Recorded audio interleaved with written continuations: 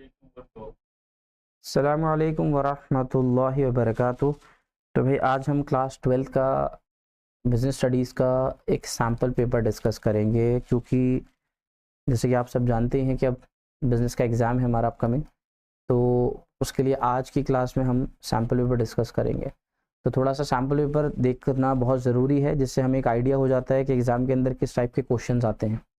तो बाइफर्केशन देखेंगे तो हमारे सामने ये चीज़ें हैं कि हमारे पब्लिक एग्जामिनेशन के अंदर जो टॉपिक आ रहे हैं वो ये सारे टॉपिक हैं। बिजनेस एनवायरनमेंट है, फॉर्म ऑफ बिजनेस है, और मैनेजमेंट के सारे फंक्शंस आ गए आपके पास। ये आपका फाइनेंशियल प्लानिंग वाला चैप्टर आ गया, मार्केटिंग मिक्स, एडवर्टाइजिंग और सेल्समैनशिप, इंटरनल एक्सटर्नल ट्रेड, और ये लगभग अच्छे खासे चैप्टर्स हैं जो हमारे सैम्पल पेपर का पार्ट बनेंगे। अब क्वेश्चन पेपर का डिज़ाइन देख लेते हैं हम। तो इसमें क्वेश्चन पेपर में लिखा हुआ है कि आपके पास जो है वो टोटल जो है आपके 30% जो क्वेश्चन होंगे वो आपकी नॉलेज पर बेस्ड होंगे, 30% क्वेश्चन आपकी नॉलेज बेस्ड होंगे कि आपको कितना आता है, 40% क्वेश्चन आपकी अंडरस्टैंडिंग बेस्ड होंगे कि आपने कितना समझकर पढ़ा हुआ है चीज़ों को, और 30% क्वेश्चन आपके एप्लीकेशन बेस्ड होंगे, यानी जिसको हम केस स्टडीज़ भी कहते हैं।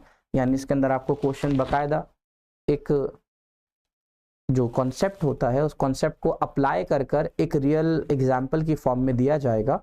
इसके अंदर आपसे कहा जाएगा कि भाई इस तरह से कोई शख्स है, उसने ये काम किया, बताइए किस चीज़ में दाखिल होगा। यानी उसको अप्लाई किया जाएगा उस चीज़ को, जिस चीज़ को जो थ्योरी आपने पढ़ी है उसको प्रैक्टिकली दिखाया जाएगा। क्वेश्चन की बात कर लें तो MCQ, जिसको 1 मार्कर क्वेश्चन जो होते हैं हमारे, वो टोटल 20 आएंगे पेपर में, जो कि सबसे बड़ा स्कोरिंग का पार्ट रहेगा आप सबके लिए। ये MCQs कहीं ना कहीं आसान भी होते हैं अगर आपने थोड़ा बहुत सही से पढ़ा हुआ है तो, ठीक है जी। तो ये MCQs 20 क्वेश्चन होंगे, और ऐसे ही आपके पास 15 क्वेश्चन और होंगे जिसके अंदर true false, fill in the blanks, 1 word, ये सब चीज़ें उसके अंदर दाखिल हैं। ये भी 1 नंबर के क्वेश्चन होंगे, जो आपको 2 नंबर के क्वेश्चन होंगे जिनकी वेटेज बनेगी 30। तो देखा जाए तो 50 नंबर के क्वेश्चन तो आपके यहीं बन जाते हैं। 1 नंबर के 20 क्वेश्चन, और उसके बाद 2 नंबर के 15 क्वेश्चन। मतलब अगर आप थोड़ा तमीज से पढ़ के जाते हैं, कॉन्सेप्ट्स को थोड़ा समझ के जाते हैं, कोई आपने बड़ा आंसर नहीं अटेम्प्ट किया अभी, तो छोटे आंसर्स में भी आपको 50 नंबर तक आने के चांसेस पूरे हैं। तो यहाँ पर आपको थोड़ा सा देख के पढ़ना पड़ेगा इसको, ठीक है जी। ये क्वेश्चंस किस तरह से हमें करने हैं। क्वेश्चन तो आसान होते हैं, लेकिन वो ये थोड़ा रिस्की होते हैं। रिस्की क्यों होते हैं कि अगर आपने गलत ऑप्शन टिक करा तो 0 हो जाएगा बजाय 1 के। उसके बाद आपको शॉर्ट आंसर क्वेश्चन मिलेंगे 6 क्वेश्चन, ये भी 2 मार्क के होंगे, 12 नंबर यहाँ मिलेंगे आपको। फिर आपके शॉर्ट से थोड़ा सा और ऊपर चले गए, मतलब ये वेरी शॉर्ट थे, ये शॉर्ट हो जाएंगे। ये 3 नंबर का 1 क्वेश्चन, 18 क्वेश्चन मिलेंगे 18 नंबर के। और लास्ट में आपके लॉन्ग आंसर क्वेश्चन आएंगे, जो 4 बड़े क्वेश्चन होंगे। वो एक क्वेश्चन 5 मार्क का है, और ये 20 नंबर के बैठेंगे। तो इस तरह से आपके पास ये कैटेगरीज बन गई है 5 स्टेजेस के अंदर। पहले के अंदर आपको MCQs मिलेंगे 20, उसके बाद 2 मार्कर क्वेश्चन मिलेंगे 15, उसके बाद वेरी शॉर्ट 6 क्वेश्चन मिलेंगे 2 मार्क्स ईच।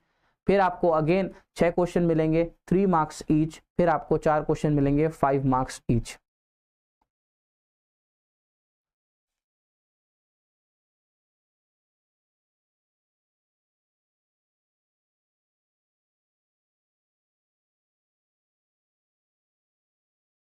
ये आ गया है आपके सामने क्वेश्चन।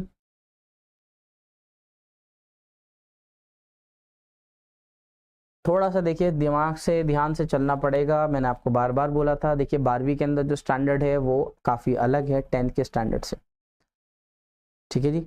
यहाँ पर काफ़ी हद तक एप्लीकेशन बेस्ड क्वेश्चन आ जाते हैं। पहला क्वेश्चन देखते हैं। पहला क्वेश्चन आपको, मैं चैप्टर भी बताता रहता हूँ, बिजनेस एनवायरनमेंट के चैप्टर में से क्वेश्चन पूछा गया है। बिजनेस एनवायरनमेंट यानी पहला ही चैप्टर है ये, कारोबारी माहौल। इसमें से क्वेश्चन पूछा गया है, आपको पढ़ के मिल जाएगा। फीचर ऑफ बिजनेस एनवायरनमेंट, इनमें से कौन सा कारोबारी माहौल का फीचर यानी खुसूसियात में दाखिल है। हुआ क्या है, आप क्वेश्चन पढ़ना पड़ेगा। Any kind of external devices like compact disc और कंप्यूटर हैव बिकम ऑब्सोलीट, ठीक है जी। Google with its Google Drive service, Apple with its iCloud offering enable the users store documents, photos. क्या कह रहा है जी सर ये कह रहा है कि पहले आपके पास कुछ एक्सटर्नल डिवाइसेस होते थे जैसे सीडी, और हम लोग उन सीडीज के अंदर अपनी स्टोरेज रख लिया करते थे। जैसे सीडी के अंदर आपने सुना होगा लोगों की शादियों की वीडियोस होती थी और लोग फोटोज भी रखते थे सीडी की फॉर्म में। अब क्या कह रहा है काफी चेंजेस आ गए हैं, ये टेक्नोलॉजी ऑब्सोलीट हो गई है, पुरानी हो गई है। तो अब क्या हुआ, अब हमारे पास गूगल ड्राइव और आई क्लाउड इस टाइप की चीजें हैं जिसके अंदर हम अपने फोटोज और अपनी जो पुरानी मेमोरीज की चीजें हैं वो उनके अंदर स्टोर कर सकते हैं। ठीक है जी, बहुत बढ़िया। बताइए ये कारोबारी माहौल का कौन सी खुसूसियत की तरफ इशारा कर रही है कि पहले ये चीजें इस्तेमाल होती थी, अब आपके पास नई नई चीजें इसके अंदर दाखिल हो गई हैं, तो इससे आपकी कारोबार की कौन सी खुसूसियत पता चल रही है। तो ये चारों आपके सामने कारोबार की खुसूसियत लिखी हुई हैं, जिसके अंदर पहला लिखा हुआ है कारोबार सम टोटल ऑफ फैक्टर, यानी कारोबार अलग अलग किस्म की चीजों से मिलकर बनता है। दूसरे में लिखा हुआ है ये आपस में इंटर रिलेटेड, यानी एक दूसरे से मिलते जुलते होते हैं। तीसरा अनसर्टेनिटी, यानी इसके अंदर पता नहीं कुछ भी बदलाव हो सकता है। और चौथा कॉम्प्लेक्स, यानी ये काफी मुश्किल प्रोसेस होता है। तो अगर हम ध्यान से समझें तो सीडीज बन रही थी, फिर वो क्या हुआ, एक वक्त ऐसा आया कि वो चीजें खत्म हो गई और उसकी जगह कुछ नई चीजों ने ले ली। तो ये कारोबार की कौन सी खुसूसियत की तरफ इशारा है, ये सीधा सीधा इशारा अनसर्टेनिटी की तरफ है कि देखिए कारोबारी माहौल अनसर्टेन है, इसमें कभी भी कुछ भी हो सकता है। तो पहले वो चल रहा था वो पुराना हो गया, या वो चीजें कुछ नई चीजें आ गई और उन नई चीजों ने पुरानी चीजों को खत्म कर दिया, इसको कहते हैं अनसर्टेनिटी। तो कारोबार के अंदर ये अनसर्टेनिटी बहुत ज्यादा है, जिससे हमारे कारोबार पर असर पड़ता ही पड़ता है। दूसरे क्वेश्चन पे चलते हैं, बहुत आसान क्वेश्चन है, इसी चैप्टर के क्वेश्चन में से हमें मिलता है।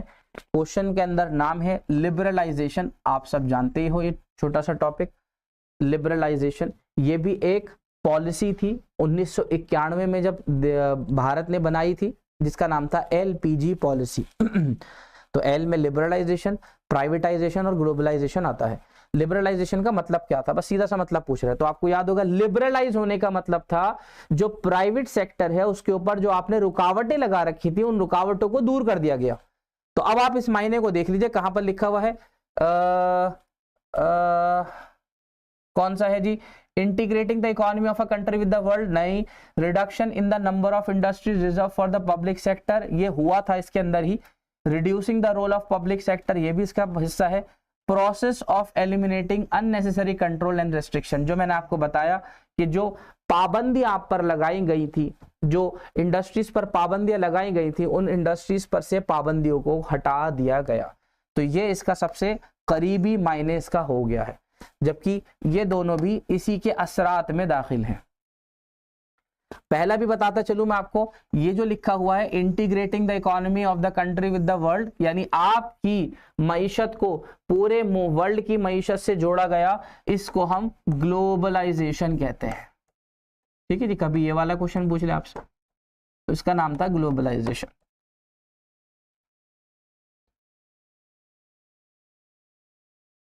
तीसरे क्वेश्चन पे चलते हैं। तीसरा क्वेश्चन कह रहा है an example of ethical business practice is, किसी भी कारोबार को एक कारोबारी तरीके से चलाना जो उसके उसूल होते हैं, बताइए इनमें से कौन सा एग्जाम्पल है।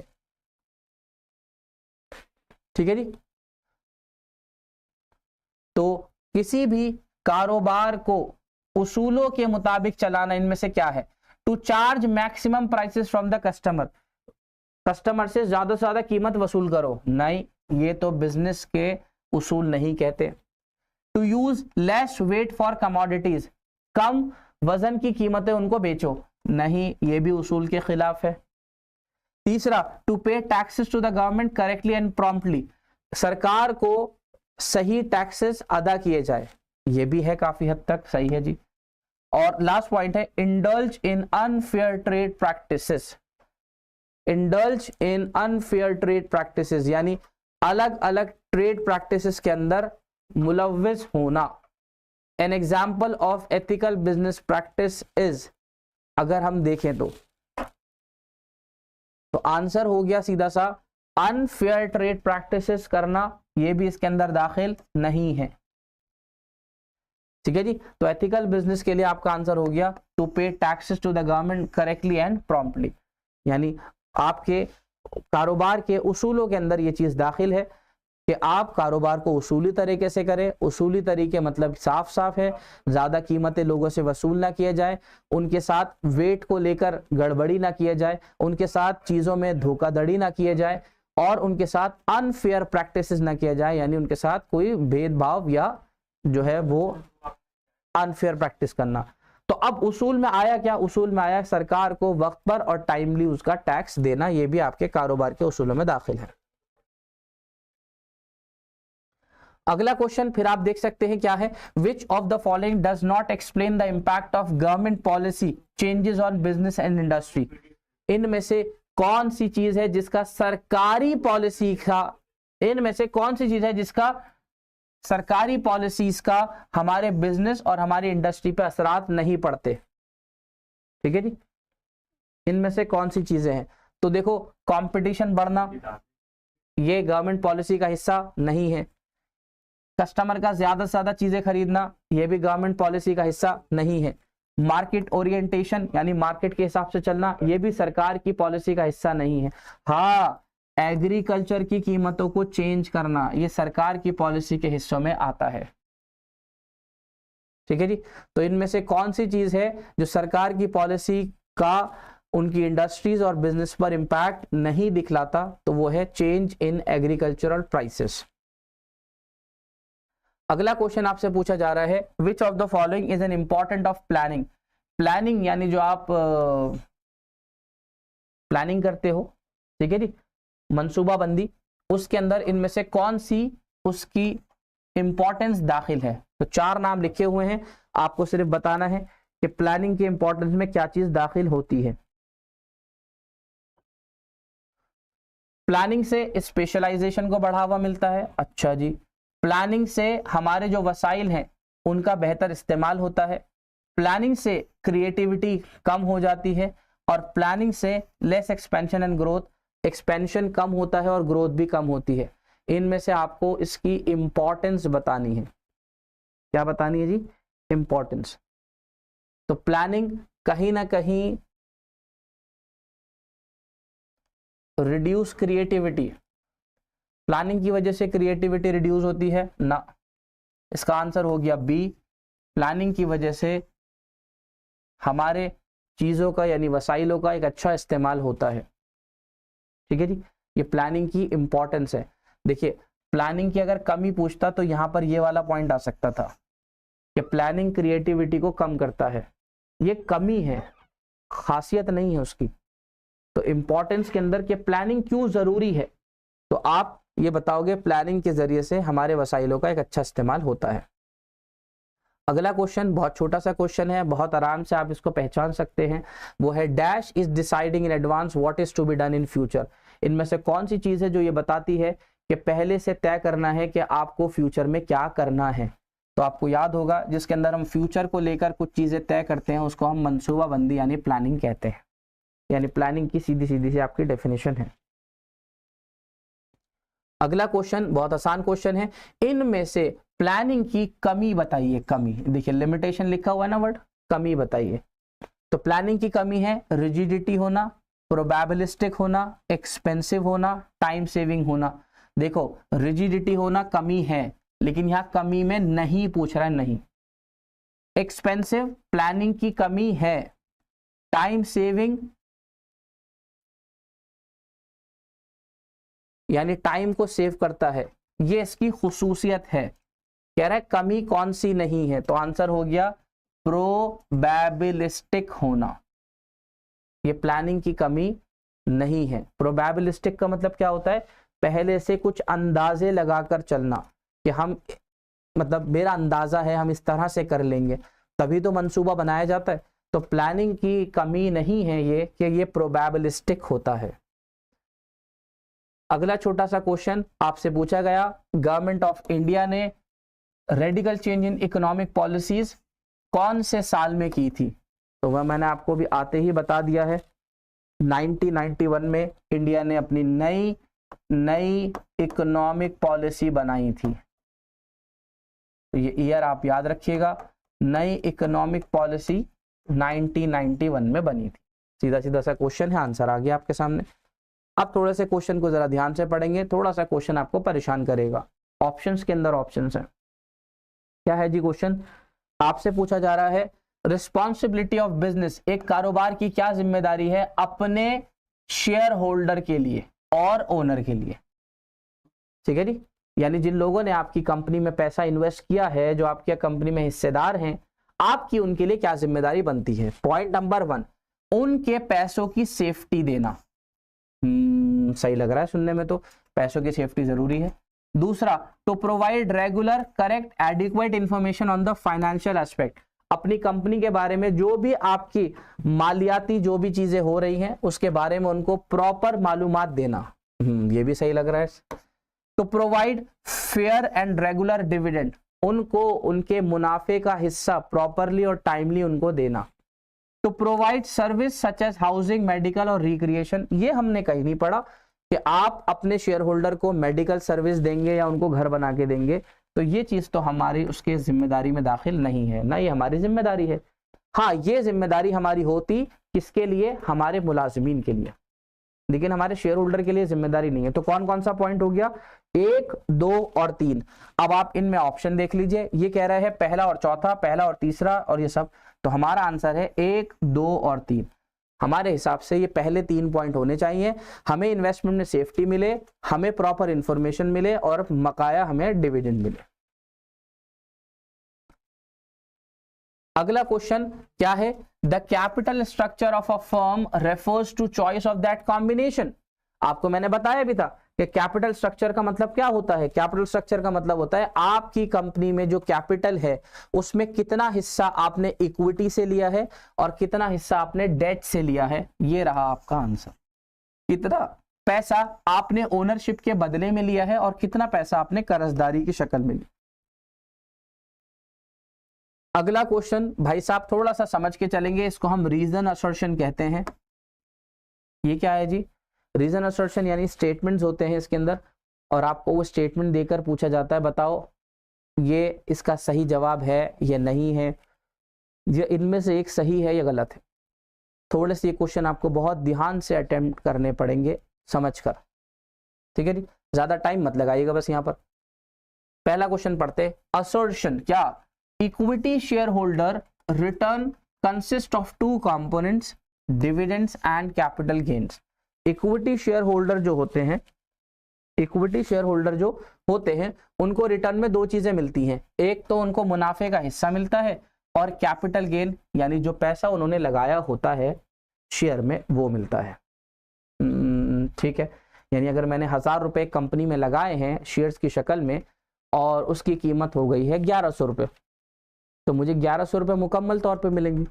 100 रुपए डिविडेंड यानी प्रॉफिट का हिस्सा मिलेगा और कैपिटल गेन बचे हुए मेरे 1000 वापस भी आ जाएंगे। क्लियर है जी? हाँ, बात ठीक लिखी हुई? हाँ जी, ये तो बात हमें ट्रू लग रही है, तो यहाँ ट्रू लिख लीजिए जिससे आपको याद रहे। अब आगे क्वेश्चन पढ़िए, कह रहा है जी ऊपर वाली बात की वजह क्या है, वो नीचे लिख रहा है वजह। Dividend decision is concerned with taking decision with regard to the net profit distribution which is related to either to pay dividend to shareholder to return in the business। थोड़ा सा बात को घुमाया उसने। बात चल रही थी इक्विटी शेयर होल्डर को 2 चीजें दी जाती है, डिविडेंड और कैपिटल गेन। अब उसकी वजह में क्या लिख रहा है?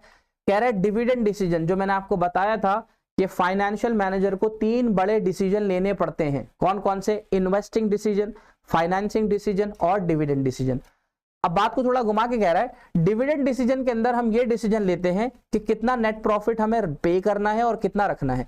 ये जो इस स्टेटमेंट में चीज लिखी हुई है ये अपनी जगह ट्रू है, ये अपनी जगह ट्रू है। ये जो स्टेटमेंट लिखा हुआ है गलत नहीं है, लेकिन ऑप्शन पढ़ो क्या लिखे हुए है। ऑप्शन ए कह रहा है पहला गलत है और दूसरा, पहला सही है दूसरा गलत है। नहीं, हमारे हिसाब से दोनों सही है। दूसरा ऑप्शन कह रहा है दोनों ही बातें ठीक लिखी हुई है, लेकिन ये जो आर है ना रीजन, ये सही चीज नहीं बता रहा ए के बारे में, यहां थोड़ा शक है हमें। दूसरा कह रहा है जी ये दोनों ही बातें गलत लिखी हुई है, ना ऊपर वाला ठीक है ना नीचे वाला ठीक है। नहीं, ये बात तो नहीं है। और चौथा ऑप्शन है ये दोनों बातें ठीक हैं और आर रीजन सही लिखा हुआ है। तो हमारा ऑप्शन का आंसर है बी, ये दोनों बातें ट्रू हैं लेकिन इसकी वजह से कोई ताल्लुक नहीं है। यानी ये इसका सही रीजन नहीं है। तो ऑप्शन बी के अंदर आप टिक करेंगे। इस टाइप के क्वेश्चन अगर ज्यादा आते हैं, मैं आपको पहले ही राय दूंगा, ज्यादा उलझने की जरूरत नहीं है। पूरे पेपर में आपको 1 या 2 क्वेश्चन ये मिलेंगे, लेकिन ये काफी हद तक आपका टाइम ले जाएंगे। बेहतर है आप ये क्वेश्चन आखिर में अटेम्प्ट कीजिएगा। ठीक है जी, अगले क्वेश्चन पे चलते हैं। Dash is a contract whereby one can use the asset of the other with due permission of the owner on payment of rent without purchasing them. कौन सी चीज है ऐसी, कौन सा ऐसा कॉन्ट्रैक्ट होता है जिसके अंदर एक इंसान दूसरे इंसान के असासे इस्तेमाल करता है, वो भी ओनर की परमिशन से, और वो उसको एक रेंट देता है, किराया देता है बिना उसको खरीदे। यानी आपको वो चीज खरीदनी भी नहीं पड़ी, आपने किराए पे उसको ली और मालिक ने आपको हक दिया कि ठीक है तुम ये इस्तेमाल कर सकते हो, तुम मेरे असासे इस्तेमाल कर सकते हो। इसको टर्म्स के अंदर क्या कहते हैं, तो नाम रखिएगा, इसको लीज कहते हैं, लीज। अल्फाज आपने काफी सुना होगा, क्या है जी, ये वाला बाग लीज पर लिया हुआ है, ये वाली जमीन लीज पर ली हुई है। तो असासा किसी और का, आपने उनसे एक वक्त तक, एक मुतय्यन वक्त तक के लिए वो चीज ली है और उस चीज के बदले में आप उनको किराया देते हैं, बदले में आपको उसकी इस्तेमाल की इजाजत मिली हुई है। इसको टर्म को क्या कहते हैं, लीज। रेंट एग्रीमेंट अलग होता है, वो सिंपल सा तरीका होता है। ठीक है जी, तो ये लीज होता है। और ये जो नीचे लिखा हुआ है एक्सटर्नल कमर्शियल बोरिंग, ये सीधा सीधा उधार लेने को कहते हैं हम। ठीक है जी, तो यहां पर लीज वर्ड है, थोड़ा सा याद रखिएगा। अगले चैप्टर पे चलते हैं, आपको याद ही होगा मार्केटिंग मिक्स के अंदर मैंने आपको 4 P बताए थे। मार्केटिंग मिक्स के टॉपिक में क्या बताए थे, 4 P। पहला P प्रोडक्ट, दूसरा P प्राइस, तीसरा P प्लेस और चौथा P प्रमोशन। कह रहा है बताओ इनमें कौन से 4 P को छोड़कर नहीं है। प्रोडक्ट है, प्लेस है, प्राइस है, पब्लिक नहीं है। तो पब्लिक आपका आंसर हो गया, प्रमोशन होना चाहिए था। अगले क्वेश्चन पे चलते हैं आपको लेकर, which of the following is not a feature of departmental store. इनमें से कौन सा डिपार्टमेंटल स्टोर की खुसूसियत नहीं है। अच्छा जी, पढ़ के देख लेते हैं। ये एक बिल्डिंग होती है जिसके अंदर बहुत सारे डिपार्टमेंट होते हैं, नहीं ये बात तो ठीक है, होता ही है ऐसा। In each department specific type of good होती है, ये बात भी ठीक है। इसके अंदर अलग अलग डिपार्टमेंट होते हैं और अलग अलग डिपार्टमेंट में अलग अलग सामान आपको मिल जाता है। पॉइंट नंबर 3 पर आते हैं। These store also provide the facility like free home delivery of goods, execution of telephonic order और credit facility। ये इस तरीके की जो चीजें होती हैं, इसके अंदर आपको ये सुविधा मिलती है कि आप जो है क्या करें, आप यहां पर आए, यहां से फ्री होम डिलीवरी भी ले सकते हैं, ऑर्डर भी कर सकते हैं फोन पर, और आपको यहां पर उधार भी सामान मिल जाता है। नॉट अ फीचर कह रहा है, याद रखिएगा ये फीचर है। Large amount of capital investment is required to start and run a departmental store। इसमें मार्किंग स्कीम में बहुत आंसर गलत दे रखे हैं। ठीक है, आंसर पे चलते हैं, थोड़ा सा तवज्जो कर कर। डिपार्टमेंटल स्टोर का फीचर कौन सा नहीं है, तो इस थर्ड वाले पॉइंट को मिटा देते हैं। क्यों मिटा रहे हो जी, क्योंकि ये इसके फीचर में दाखिल नहीं है। डिपार्टमेंटल स्टोर के अंदर जब हम जाते हैं तो वहां पर एक पूरी बिल्डिंग होती है प्रॉपर, आप वहां जाइए, सामान खरीदिए, लेकिन वहां पर ऐसा नहीं है कि वहां पर आपको क्रेडिट फैसिलिटी मिलती है, ऐसा नहीं है। उधारी का कोई हिसाब नहीं होता, आप अपना पैसा दीजिए कैश में और लीजिए।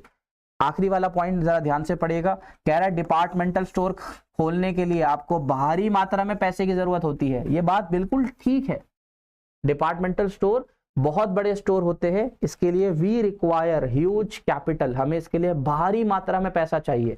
तो पहली वाली खुसूसियत है, दूसरी वाली खुसूसियत है और लास्ट वाली खुसूसियत है। कौन सी खुसूसियत नहीं है, सी वाली खुसूसियत नहीं है। अगले क्वेश्चन पे चलते हैं, थोड़ा सा आपको, ये तो आसानी क्वेश्चन है। Dash retailing is a type of small scale retail trade in which retailers move around and sell a variety of item directly to the customer. कौन सा टाइप है रिटेल बिजनेस का जिसके अंदर आप मूव एंड अराउंड, इधर से उधर घूमते रहते हैं और अलग अलग सामान आप कस्टमर को बेचते रहते हैं। ठीक है जी, तो सीधा सीधा सा क्वेश्चन है, नाम याद रखिएगा, ऐसे रिटेलर को इटिनेरेंट कहते हैं।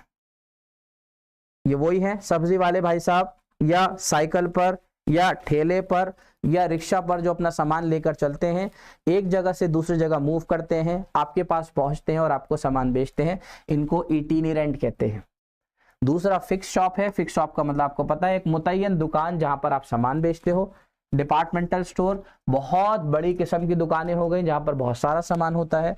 और मल्टीपल चेन, ये हम बहुत सारी दुकानों को कहते हैं, एक ही किस्म की दुकान जो अलग अलग जगहों पे खुली होती है। अगला क्वेश्चन बहुत आसान क्वेश्चन है। Service provided by the wholesaler to manufacturer includes. जो एक होलसेलर मैन्युफैक्चरर को सर्विस देता है, सेवा देता है, वो क्या है? बहुत आराम से समझ लीजिए। मैन्युफैक्चरर जो सामान बना रहा है और होलसेलर जो इनसे भारी मात्रा में सामान खरीदता है। होलसेलर का मतलब ये है कि ये सामान खरीदता है बल्क क्वांटिटी में, बहुत ज्यादा तादाद में। तो ये इसको क्या सेवा देता है? इनको रेगुलर सप्लाई देता है? नहीं, ये थोड़ी ना इनको देता है, ये सप्लाई देता है इनको। और बात चल रही है इसकी यहां से। रिस्क प्रोटेक्शन देता है? नहीं भैया, ये तो रिस्क प्रोटेक्शन नहीं दे सकता। फाइनेंशियल हेल्प देता है? नहीं, ये इससे सामान खरीदता है। तो ये सिर्फ इसको एक ही चीज देता है, वो क्या? Bulk buying. होलसेलर मैन्युफैक्चरर से ज्यादा तादाद में सामान खरीदते हैं, बस ये सेवा उनको वो देता है। बाकी ये इनको नहीं, ये इनको बहुत सारी सेवाएं देता है। अगले क्वेश्चन पे चलते हैं। Resources required for successful E business implementation not include. अगर आप में से कोई भी ई बिजनेस करना चाहता है तो इनमें से कौन सी चीज इसमें दाखिल नहीं होगी? वेबसाइट चाहिए, टेक्निकली क्वालिफाइड वर्कफोर्स चाहिए, एडिक्वेट कंप्यूटर चाहिए, एक बड़ी बिल्डिंग ऑफिस के लिए ना, जरूरी नहीं है इसकी, आप ये काम घर से भी कर सकते हैं। तो सक्सेसफुल बिजनेस बनाने के लिए आपको इनमें से क्या नहीं चाहिए? आसान क्वेश्चन था। 18वें क्वेश्चन पर आ गए हैं हम। 20 क्वेश्चन तक अगर एमसीक्यू पूरे हो जाएंगे। अरुण ने डिसाइड करा कि वो सेल करेगा पुरानी किताबें अपने फ्रेंड्स को, भाई को, राकेश को। This is a dash transaction. इसको आप क्या कहेंगे? अरुण ने डिसाइड करा वो अपनी पुरानी किताबें अपने दोस्तों को और अपने भाइयों को, अपने भाई के दोस्तों को बेचेगा।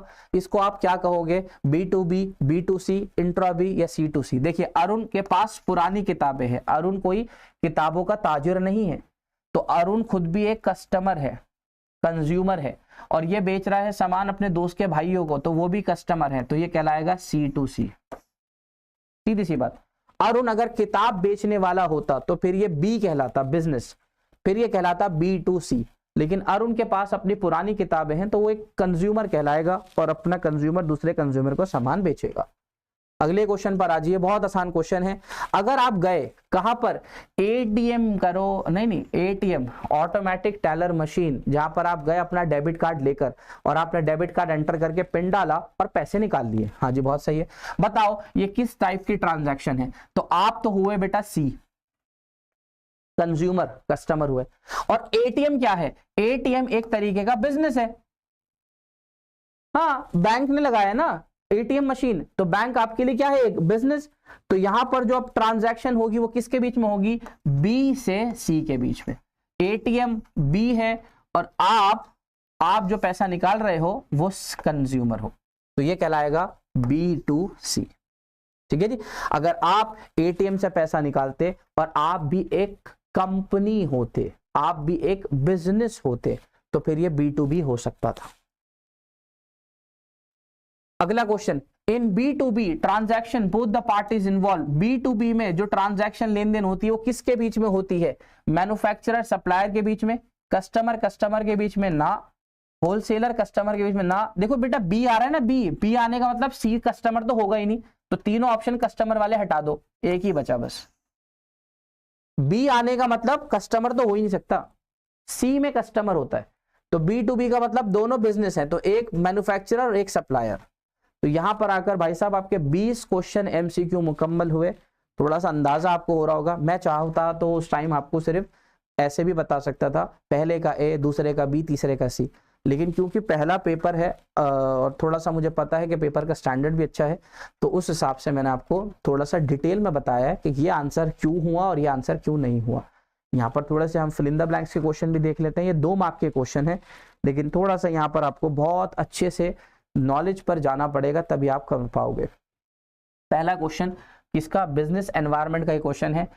कौन सी चीजें हैं जिससे आपको पता चलता है कि ये चीज नेगेटिव है या आपके मुखालिफ है, और आपको इन चीजों से, हर्डल से बचना चाहिए फर्म के लिए बिजनेस एनवायरनमेंट में। तो यहाँ पर दो वर्ड यूज किए जाते हैं बेटा, थ्रेट और अपॉर्चुनिटीज। तो जो चीजें आपको सिग्नल देती है कि इन चीजों से आपको बचना है, उसको थ्रेट कहते हैं। कुछ चीजें आपके मुखालिफ हैं, कुछ चीजें आपके कारोबार को नुकसान दे सकती हैं, आपको सिग्नल मिल रहा है, तो उसको हम कहते हैं थ्रेट्स। ठीक है जी। और ऐसी अगर आपको कुछ लग रहा है कुछ अवसर हमारे पास आ रहे हैं, कुछ पॉजिटिव चीजें आ रही है, कुछ हमारे हक में कुछ बेहतर चीजें लग रही हैं, तो उसको हम कहते हैं अपॉर्चुनिटीज। तो यहाँ पे दोनों अल्फाज याद रखिएगा। नेगेटिव के लिए तो ये है, अगर यहाँ पर पॉजिटिव आ जाता तो उसके लिए आप वर्ड लिखते अपॉर्चुनिटीज। तो यहाँ पर ये आपको एक वर्ड का इस्तेमाल करना होगा, खेल थोड़ा सा नाजुक है। अगर आपने गलत वर्ड लिखा तो आंसर नंबर नहीं मिल पाएंगे।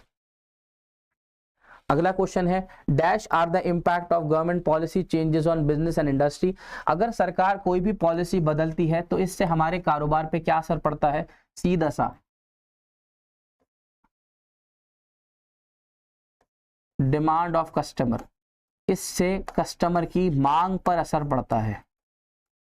बस सीधी सी बात, अगर सरकार ने अपनी पॉलिसी में तब्दीलियां करी तो इससे हमारे कस्टमर की मांग पर असर पड़ेगा। हो सकता है सरकार की पॉलिसी के अंदर हमें कुछ सहूलत मिल जाए, सहूलत मिलेगी तो हमारी चीज़ों की कीमत कम होगी, ज़्यादा लोग हमारा सामान खरीदने में इंटरेस्टेड होंगे। सरकार ने कुछ पॉलिसी में तब्दीली कर कर टैक्सेस बढ़ा दिए, हमारा सामान महंगा हो चला, अब हमारा सामान महंगा होगा तो हमारे कस्टमर थोड़े कम भी हो जाएंगे। तो यहाँ पर सरकार की पॉलिसी से क्या होता है, हमारे जो कस्टमर होते हैं उनकी मांग पर बड़ा असर पड़ता है।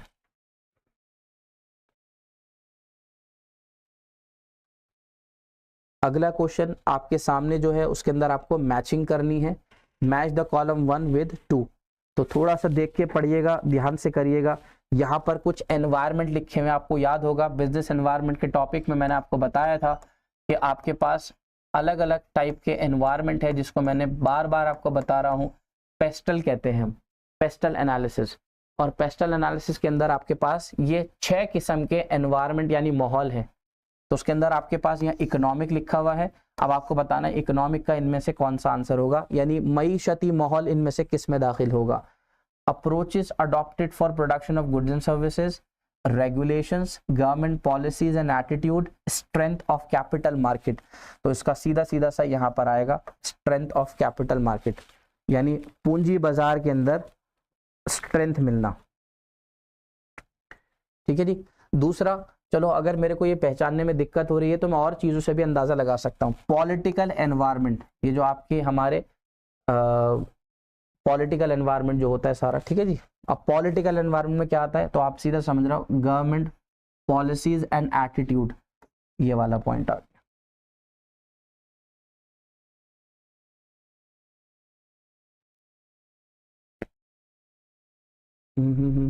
नहीं, 2 मिनट 2 मिनट 2, ये वाला पॉइंट और ये वाला पॉइंट काफ़ी मिलता हुआ है, ये वाला और ये वाला। तो अगर पॉलिटिकल एनवायरनमेंट में हम जाते हैं तो ठीक है, पहले टेक्नोलॉजिकल पे आ जाते हैं, जो आसान है वो देखो। टेक्नोलॉजिकल एनवायरनमेंट यानी तकनीकी माहौल, इसके अंदर हमने कहा approaches adopted for production of, नई नई चीजें लेकर आना सामान को बनाने की, ये इसके अंदर चला गया। अब पॉलिटिकल और लीगल में बचा। लीगल का मतलब है जिसके अंदर आप कहते हो कानूनी चीजें आ जाती हैं। कौन सी चीजें आ जाती हैं भाई साहब, कानूनी। तो ठीक है, लीगल अगर कानूनी में आता है तो ये रेगुलेशन में चला जाएगा, यानी कुछ कानून बनाना, और पॉलिटिकल के अंदर ये आ गया, बिल्कुल ठीक है। तो इस हिसाब से आपका पहले का डी हो गया, दूसरे का सी हो गया, तीसरे का बी हो गया और चौथे का ए हो गया। इस तरह से आप ये मैचिंग कर सकते हो। ठीक है जी। जिसमें आसान हो पहले आप उसको पिक कर लो, फिर दूसरे पे आप थोड़ा सा दिमाग लगा सकते हो। 23 क्वेश्चन है, छोटा सा क्वेश्चन है। क्या लिखा है, मैन्युफैक्चरिंग डिपार्टमेंट में बी सब divided into store, repair, maintenance, production is an example of. Department की बात हो रही है। डिपार्टमेंट की 2 किस्में होती हैं, एक फंक्शनल डिपार्टमेंट और एक डिविजनल डिपार्टमेंट। एक हो गया फंक्शनल और एक हो गया डिविजनल। ऑर्गेनाइजिंग के चैप्टर का क्वेश्चन है। फंक्शनल डिपार्टमेंट की खासियत होती है काम की बुनियाद पर डिपार्टमेंट बनते हैं, और डिविजनल के अंदर प्रोडक्ट की बुनियाद पर होते हैं। तो आप खुद देख लीजिए, मैन्युफैक्चरिंग डिपार्टमेंट ने अपने आप को बांटा स्टोर के अंदर, रिपेयरिंग के अंदर, मेंटेनेंस के अंदर, यानी ये जो चीजें बांटी गई हैं काम की बुनियाद पर बांटी गई हैं। तो ये किसका एग्जाम्पल हुआ? फंक्शनल स्ट्रक्चर का एग्जाम्पल हुआ। अगर ये सामान की बुनियाद पर बढ़ते, यानी प्रोडक्ट के अंदर यहाँ product A, product B, product C, तो फिर ये डिविजनल स्ट्रक्चर कहलाता।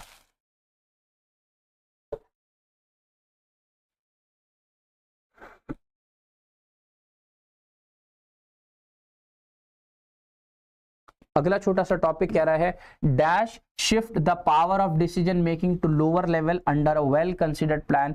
यानी ये आपका टॉप लेवल है, और टॉप लेवल अपने कुछ जिम्मेदारियां नीचे वालों को देता है, यानी मिडिल वालों को, और मिडिल से ये कुछ जिम्मेदारियां जाती हैं आपके लोअर पर। याद ही होगा आपको 3 लेवल होते हैं, टॉप लेवल, मिडिल लेवल और लोअर लेवल। तो अगर ये अपनी जिम्मेदारियां, अपने डिसीजन नीचे देते हैं, फिर वो अपने नीचे देते हैं, इसको डिसेंट्रलाइजेशन कहते हैं। इसी चैप्टर का क्वेश्चन है ऑर्गेनाइजिंग का, डिसेंट्रलाइजेशन। अगर यहाँ पे लोअर वर्ड नहीं लिखा होता और ये लिखा होता कि आप अपनी पावर को अपने सबऑर्डिनेट्स को दे रहे हो, अगर ऐसा होता तो यहां पर डिसेंट्रलाइजेशन की जगह वर्ड आता डेलीगेशन। मैं देखिए आपको जो पॉसिबिलिटी हो रही है सब बताता हुआ चल रहा हूं। डेलीगेशन डिसेंट्रलाइजेशन में फर्क है। डिसेंट्रलाइजेशन का मतलब है टॉप से लोअर तक आपकी जिम्मेदारियां जा रही हैं, और डेलीगेशन का मतलब होता है कि आपके सुपीरियर, यानी आपके जो ऊपर काम कर रहा है, उसने अपनी जिम्मेदारियां आपको दी, तो उसको डेलीगेशन कहते हैं। अगला question, what is known as the primary function of the management. Management का प्राइमरी फंक्शन क्या है? मैनेजमेंट का पहला फंक्शन कौन है? प्लानिंग। याद है ना आपको? Planning, organising, staffing, directing, controlling, ये आपके 5 बड़े फंक्शन हैं मैनेजमेंट के। मैंने लाइन से लिख दिया इसलिए। तो कह रहा पहला फंक्शन बताओ, तुमने बता दिया। अगला क्वेश्चन आपसे पूछ रहा है स्ट्रैटेजी ड्राइव होती है किससे? स्ट्रैटेजी ड्राइव होती है मेथड से। जब आप अलग अलग किस्म के मेथड यूज करते हो तो उन मेथड से आपको एक स्ट्रैटेजी मिलती है। 25वां क्वेश्चन, ये आपका फाइनेंशियल प्लानिंग के चैप्टर में से है। Dash refers to planning regarding financial needs, जिससे हम किसी कंपनी की फाइनेंशियल नीड पता लगाते हैं और ये पता लगाते हैं कितना फंड हमें चाहिए। इसको टर्म के अंदर कहते हैं फाइनेंशियल प्लानिंग। फाइनेंशियल प्लानिंग, ठीक है जी। अगला question, dash refers to the structure of total capital funds raised by the company. कौन सी चीज है जिससे आपका पता चलता है कि आपकी कंपनी के अंदर टोटल कितने फंड रेज हुए? तो answer will be the same. यहाँ पर भी आंसर सेम ही आएगा, फाइनेंशियल प्लानिंग ही आएगा। 25 नहीं, अच्छा, जिससे आपकी कंपनी का स्ट्रक्चर पता चलता है, ठीक है, तो उसके लिए वर्ड यूज होगा कैपिटल स्ट्रक्चर। कैपिटल स्ट्रक्चर, जो स्ट्रक्चर आपके फर्म की कैपिटल बताता है, कितना पैसा आप डेट से लाओगे, कितना पैसा इक्विटी से लाओगे। अगला एक वर्ड का क्वेश्चन है, और एक वर्ड के क्वेश्चन में आप ध्यान से देख लीजिए क्या है। कौन सा प्रोसेस है जिससे पता चलता है मैनेजमेंट को कितने फंड की जरूरत है और कितना उनको क्वांटम चाहिए कितने टाइम के अंदर? आंसर वही है, फाइनेंशियल प्लानिंग। दूसरा, it is essentially the preparation of financial blueprints. एक फाइनेंशियल ब्लूप्रिंट बनाना ऑर्गेनाइजेशन का, जिससे हमें फ्यूचर के ऑपरेशंस पता चले, तो इस कॉन्सेप्ट का नाम भी फाइनेंशियल प्लानिंग ही है।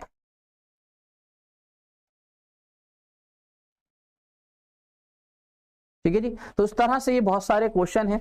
मैं आपको कुछ छोटे क्वेश्चन तो हो गए, मैं आपको कुछ बड़े क्वेश्चन भी बताना चाह रहा हूं, जिससे आपको थोड़ा सा आइडिया हो जाए कि हमें केस स्टडीज कैसे करनी है। देखिए 3 मार्क के क्वेश्चन तो आपके सामने है, थोड़ा सा आसान ही है क्वेश्चन। जैसे आपके सामने लिखा हुआ है, ब्लू चिप कंपनी है, जो बड़ा एक मेजर प्लेयर है, तो बताइए वो this type of money market instrument, वो कौन से मनी मार्केट इंस्ट्रूमेंट को हाईलाइट कर रहा है? The highly reputed company, blue chip company are the major player of this type of money market instrument. Identify the money market instrument highlighted in the above line. कौन सी money market का instrument वो use करेगा आपको बताना है। तो reputed company word आपको बहुत कुछ बता रहा है। मनी मार्केट के इंस्ट्रूमेंट में मैंने आपको बताया था, एक आता है कॉल रेट, दूसरा मैंने आपको बताया था ट्रेजरी बिल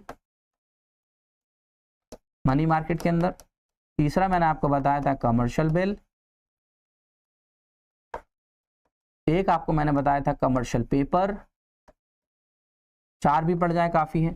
तो इसके अंदर से वो कंपनीज जो कंपनी मार्केट में रेप्यूटेड है, वो मनी मार्केट के कौन से इंस्ट्रूमेंट का इस्तेमाल करके पैसा रेज करेंगी, तो रेप्यूटेड कंपनी इस्तेमाल करती हैं कमर्शियल पेपर का। कौन से पेपर का? Commercial paper. तो यहाँ पर कमर्शियल पेपर आंसर आएगा। इस तरह से आपको ये क्वेश्चन करने होंगे, ये होते हैं एप्लीकेशन बेस्ड क्वेश्चन, ठीक है जी। इनको आइडेंटिफाई करना पड़ता है। What is the main purpose of instrument identify in the above? एक ही काम है, बड़ी कंपनी कमर्शियल पेपर क्यों इशू करती हैं? To fulfil its financial need for short period. Company इसका इस्तेमाल छोटे वक्त के लिए अपनी मालियाती जरूरत को पूरा करने के लिए करती है, ठीक है जी। मालियाती जरूरत के अंदर आप चाहो तो वर्किंग कैपिटल भी लिख सकते हो। ये छोटे मोटे खर्चों के लिए ही इनका इस्तेमाल की जाता है, छोटे मोटे खर्चे, वर्किंग कैपिटल। अगला क्वेश्चन आपसे बड़ा आसान पूछा गया है, डिफाइन एंटरपोर्ट ट्रेड। एंटरपोर्ट का मतलब आपको पता ही होगा, एक देश से इंपोर्ट कर किसी दूसरे देश को एक्सपोर्ट करना। तो अगर इंडिया चाइना से कुछ इंपोर्ट करता है और आगे जाकर उसको किसी दूसरे ममालिक के अंदर भेज देता है, तो उसको हम एंटरपोर्ट कहते हैं। आपको इसके बारे में लिखना है और इसका एक एग्जाम्पल देना है। अगर यहां कोई दिक्कत है तो आप नीचे वाला क्वेश्चन भी कर सकते हैं।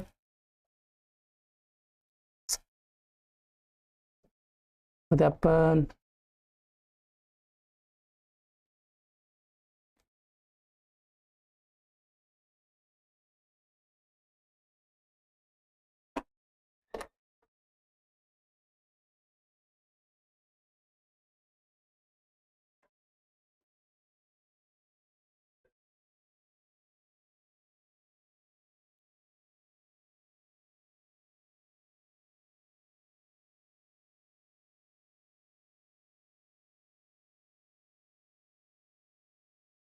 तो एंटरपोर्ट का मीनिंग हो गया। एंटरपोर्ट के बाद अगर आप इसका और का क्वेश्चन देखेंगे तो उसमें सीधा सा क्वेश्चन है, एक्सपोर्ट किसे कहते हैं?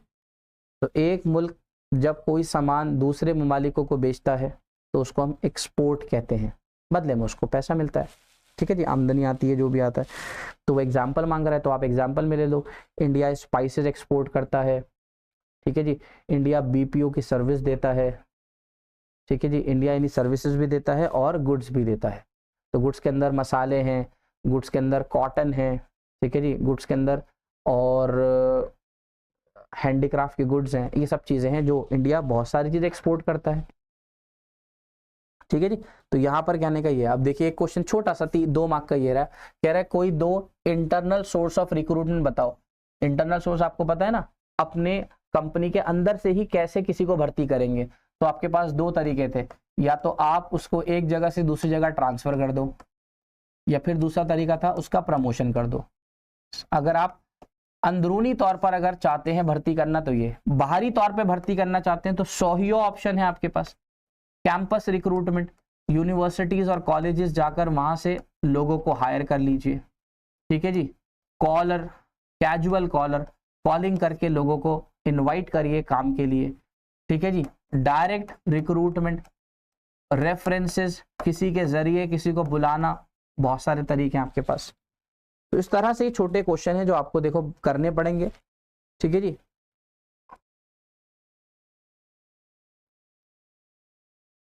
तो एक केस स्टडी में आपको ये वाली बता देता हूं थोड़ी, जिससे आपको अंदाजा हो जाए। 3 मार्क में, निपुण was working in an enterprise on 42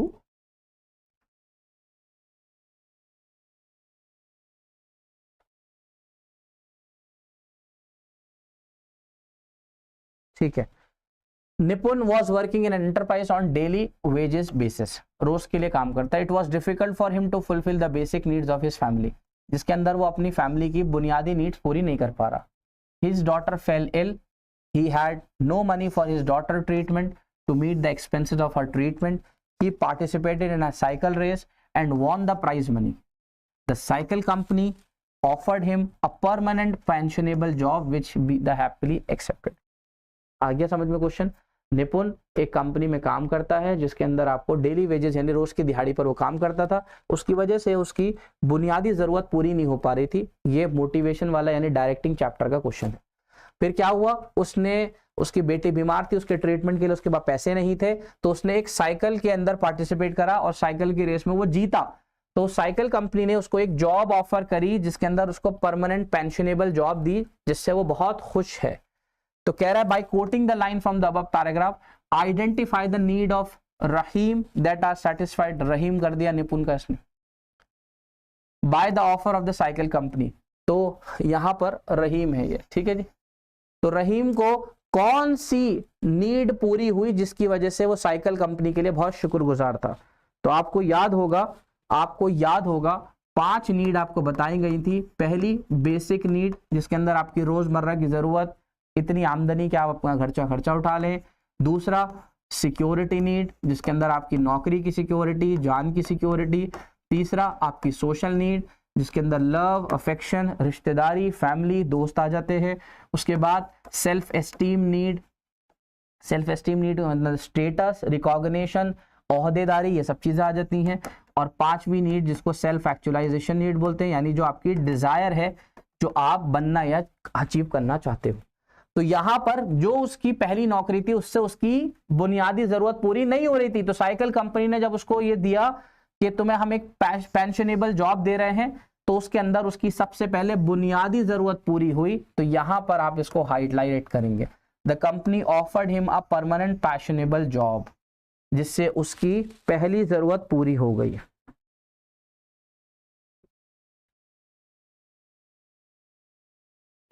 ठीक है जी। Also explain the 2 other needs of Rahim followed by the above that are still to be satisfied. और कौन सी 2 नीड है जो उसकी पूरी नहीं हुई और वो चाहता था, पूरी नहीं हुई और वो चाहता था। तो पूरी नहीं हुई एक वही बेसिक नीड पूरी नहीं हो रही थी उसकी पहले यहां पर उसकी बेसिक नीड पूरी नहीं हो रही थी जब उसने बोला कि मेरे पास अपनी बेटी के ट्रीटमेंट के खर्चे के लिए पैसे नहीं हैं। तो उसकी बुनियादी नीड यहां पर पूरी नहीं हो पा रही थी, ठीक है जी। और दूसरा उसकी सेफ्टी नीड, जब उसकी बेटी बीमार हुई और उसके पास पैसे नहीं थे तो उसको अपनी फैमिली की सेफ्टी का थोड़ा ख्याल आया कि मैं इतना भी नहीं कमाता कि मैं अपनी फैमिली को सेव कर पाऊं। तो यहां पर उसकी ये 2 जरूरतें थी जो पूरी नहीं हो रही थी। तो ओवरऑल भाई साहब इसी टाइप का आपका ये पेपर होगा जिसके अंदर देख सकते हैं आप इतनी बड़ी बड़ी केस स्टडीज भी होंगी आपके पास कि पूरा बकायदा आपके सामने एक केस बनाकर पेश किया जाएगा कि खिदमत रेस्टोरेंट है बेंगलुरु के अंदर, वो ये कर रहा है, वो मुगलई खाने बनाता है, वो ये करता है, उसके साथ थोड़ी दिक्कत आ गई है। अब आप बताइए कि कौन से डायरेक्टिंग के एलिमेंट्स हैं जिनको यूज किया जाए। देखिए यहां पर क्वेश्चन में क्या पूछ रहा है आपसे, डायरेक्टिंग के एलिमेंट्स बताइए। तो पहले तो डायरेक्टिंग के एलिमेंट आपको पता होने चाहिए। डायरेक्टिंग के 4 एलिमेंट है, सुपरविजन और मोटिवेशन और लीडरशिप और कम्युनिकेशन, ये 4 एलिमेंट है। अब ये तो आपको क्वेश्चन पढ़ के पता चलेगा इन 4 में से कौन कौन से इस्तेमाल होंगे, इन 4 में से कौन कौन से इस्तेमाल हो रहे हैं, वो आपको क्वेश्चन को पढ़कर पता चलेगा, ठीक है जी। जैसे ये वाला पढ़िए, he is very clear and specific in issuing instruction to his subordinate in order to ensure smooth working of the department. Communication, उन्होंने बिल्कुल क्लियर बात करी है और प्रॉपरली अपनी इंस्ट्रक्शंस उनको बताई है जिसकी वजह से वो आराम से काम कर सकते हैं, तो उसको कम्युनिकेशन कहते हैं, ठीक है जी। उसके बाद ये देखिए, he provide constant guidance to them, guidance word आते ही लीडरशिप आ गया आपके पास कि वो उनको प्रॉपरली गाइड करता है, ठीक है जी। और लास्ट वाला ये वाला, he misses no opportunity to praise his subordinate for their good work। ये वो कभी भी अपने मुलाजिमीन के अच्छे काम के लिए कभी भी उनको प्रेज करना नहीं भूलता। जब भी वो अच्छा काम करते हैं तो उनको प्रेज करता है, उनकी तारीफ करता है, यहां से उनको मिलता है मोटिवेशन। तो इसके अंदर डायरेक्टिंग के ये 3 एलिमेंट्स पाए जा रहे हैं। तो ये मैंने आपको थोड़ा सा सैम्पल पेपर इसलिए कराया क्योंकि पूरा तो ये होना 1 घंटे में इम्पॉसिबल ही है। तो इस तरीके के क्वेश्चन आपके पास आएंगे। कुछ क्वेश्चन यहाँ पे डायरेक्ट भी हैं, जैसे यहाँ लिखा हुआ है एडवर्टाइजिंग की 3 कमियां बताइए 3 नंबर के क्वेश्चन में। तो आप, और यहाँ भी कुछ क्वेश्चन आपके पास डायरेक्ट है, लेटर ऑफ क्रेडिट और हाइपोथेटिकेशन में क्या डिफरेंस होता है, गेट और WTO में क्या फर्क होता है, डिपार्टमेंटल स्टोर और पब्लिक कॉर्पोरेशन में क्या फर्क होता है, ठीक है जी, रिक्रूटमेंट के कौन कौन से तरीके आज इस्तेमाल किए जा रहे हैं, वेब के थ्रू भी किया जा रहा है, और भी चीजें हैं, ठीक है जी। और इसी तरह से आपके पास स्टॉक एक्सचेंज के क्वेश्चन आ सकते हैं, स्टॉक एक्सचेंज का टॉपिक काफी इंपॉर्टेंट है, इस तरह से आपको ये क्वेश्चन मिलते हैं। तो एक सैंपल की फॉर्म में मैंने आपको बता दिया किस टाइप के क्वेश्चन आएंगे। आपके लिए बहुत बेहतर है आप पहले 1 मार्कर और 2 मार्कर क्वेश्चन को टारगेट करें। केस स्टडीज मुझे पता है थोड़ी सी आपको दुश्वारी होगी करने में, तो आप केस स्टडीज को कोई बात नहीं बाद में कर लीजिएगा। मेरी राय है कि आप पहले सीधे जो डायरेक्ट क्वेश्चन है उनको अटेम्प्ट कीजिएगा। लास्ट में जब आपके पास जितना भी टाइम होगा उसके अंदर आप अपनी जो केस स्टडीज के क्वेश्चन है, जो पैराग्राफ बने हुए आ रहा है, फिर उनको थोड़ा समझ बूझ करके आप इंशाल्लाह उसको अटेम्प्ट करिएगा। ठीक है, इंशाल्लाह बेस्ट ऑफ लक आप सबको। बहुत अच्छे से तैयारी करके अपना एग्जाम दीजिए, बहुत कामली दीजिएगा, और बिजनेस के पेपर में याद रखिएगा बहुत केयरफुल होकर पढ़कर ही अपना जवाब लिखिएगा। ऐसी कोई हवाई बात नहीं करनी आपने, केयरफुल होकर पैराग्राफ को 1-2 बार ध्यान से पढ़कर फिर अपना आंसर लिखिएगा। अस्सलामु अलैकुम वरहमतुल्लाहि वबरकातुहू। धुन छाप रहा है अंधाधुन और हमसे कह रहा है सैलरी की जरूरत।